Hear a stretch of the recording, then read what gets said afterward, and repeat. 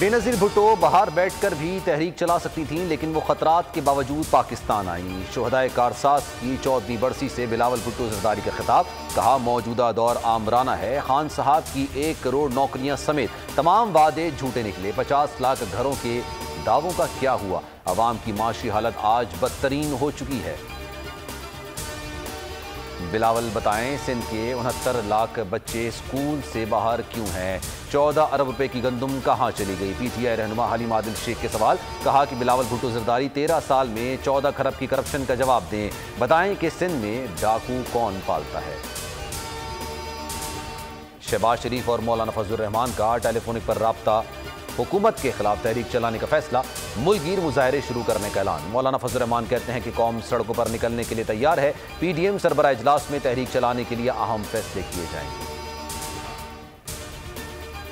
Vote को इज्जत दो का नारा लगाने वालों ने वोटर्स की इज्जत को पामाल किया। 30 साल में पीपीपी और नून लीग ने वोटर्स को क्या दिया?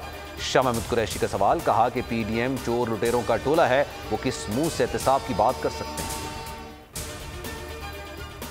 बलूचिस्तान का सियासी बहरान हल न हो सका। वज़ीर आज़म इमरान खान की पीटीआई अरकान को वज़ीर आला का साथ देने की हिदायत। क्वेटा में नाराज अरकान की इत्तेहादी जमात। हज़ारा डेमोक्रेटिक पार्टी के अरकान से अहम मुलाकात। हज़ारा डेमोक्रेटिक पार्टी का गैर जानिबदार रहने का इंदिया। गिलगित में शदीद बर्फबारी। मैदानी इलाकों में मूसलाधार बारिश। सैया बाबूसर टॉप में फंस गए। रेस्क्यू का अमल जारी। इलाके में लैंडस्लाइडिंग का खतरा।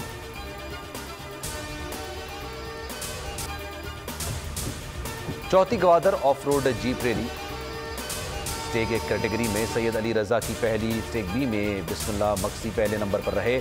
3 खवातीन समेत 40 ड्राइवर्स ने 240 किलोमीटर ट्रैक पर गाड़ियां दौड़ाईं।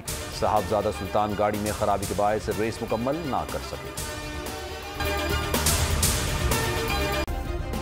सब्सक्राइब करें और बेल दबाएं ताकि कोई खबर रह न जाए।